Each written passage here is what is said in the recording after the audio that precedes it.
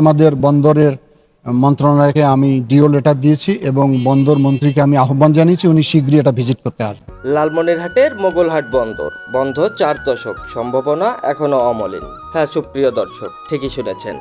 British শাসনামল থেকেই দুই দেশের বাণিজ্য ও যাতায়াতের অন্যতম প্রাণকেন্দ্র ছিল লালমনিরহাটের মোগলহাট স্থল বন্দর। এক সময় যেখানে ট্রেনের বাসি আর ব্যবসায়ীদের কর্মব্যস্ততায় মুখর হয়ে থাকতো সীমান্ত এলাকা, সেখানে আজ কেবলই হাহাকার।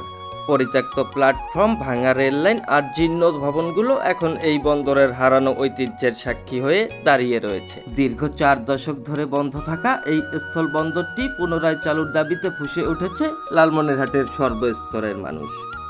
এই বিষয়ে খবর লালমনিরহাট অনলাইন অনুসন্ধানী নিউজ টিম খোঁজ নিয়ে জানতে পারে মোগলহাট রুটটি ব্যবহার করে ভারতের কোচবিহার, দিনহাটা ও গীতালদহ হয়ে বাংলাদেশের সঙ্গে সরাসরি রেল যোগাযোগ ছিল। এই রুট দিয়ে ভারতের উত্তর পূর্ব অঞ্চলীয় রাজ্যগুলোর পাশাপাশি নেপাল ও ভুটানের পণ্য সরবরাহ হতো।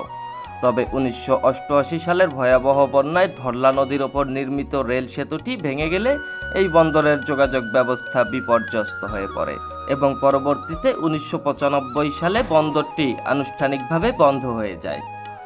সরজমিনে গিয়ে দেখা যায় বাংলাদেশ অংশে অবকাঠামোগত উন্নয়নের ছোঁয়া লেগেছে। লালমনিরহাট জেলা শহর থেকে মোগলহাট বন্দর পর্যন্ত সংযোগ সড়কটি আধুনিক ও উন্নতভাবে নির্মাণ করা হয়েছে। সংশ্লিষ্টরা বলছেন, ধরলা নদীর ওপর ভারতীয় অংশে মাত্র একটি ব্রিজ নির্মাণ করলেই এই রুট দিয়ে পুনরায় রেল ও সড়ক যোগাযোগ ব্যবস্থা স্থাপন করা সম্ভব। বন্দরটি চালু হলে বাংলাদেশ, ভারত, নেপাল এবং ভুটানের মধ্যে ত্রিদেশীয় বাণিজ্যের নতুন দিগন্ত উন্মোচিত হবে। বিশেষ করে ভারতের 7 সিস্টার্স খ্যাত রাজ্যগুলোর সঙ্গে পণ্য আনা নেওয়া সহজ হবে, যা দেশের রাজস্ব আয় বহুগুণ বাড়িয়ে দেবে। মোগলহাট স্থল বন্দরের গুরুত্ব অনুধাবন করে 2021 সালের মার্চ মাসে ভুটানের একটি উচ্চ পর্যায়ের প্রতিনিধি দল এলাকাটি পরিদর্শন করেছিলেন। ওই সময় পরিদর্শনে আসা প্রতিনিধিরা জানান, এই রুটটি চালু হলে ভুটানের পাথর ও অন্যান্য পণ্য বাংলাদেশে আনা যেমন সহজ হবে, তেমনি বাংলাদেশের তৈরি পণ্য দ্রুততম সময়ে ভুটানে পৌঁছানো সম্ভব হবে।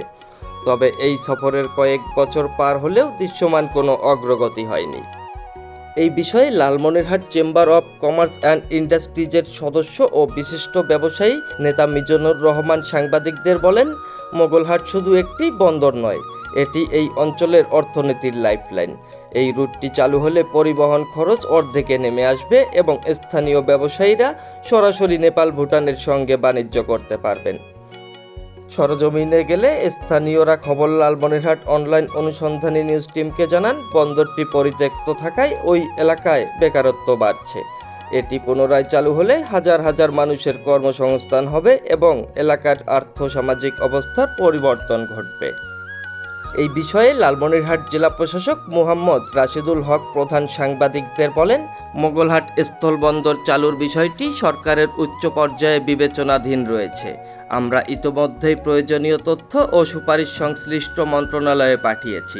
দুই দেশের মধ্যে কূটনৈতিক আলোচনার মাধ্যমে জীর্ণ রেল সেতু ও অবকাঠামো সংস্কার করা গেলে এটি পুনরায় সচল করা সম্ভব হবে।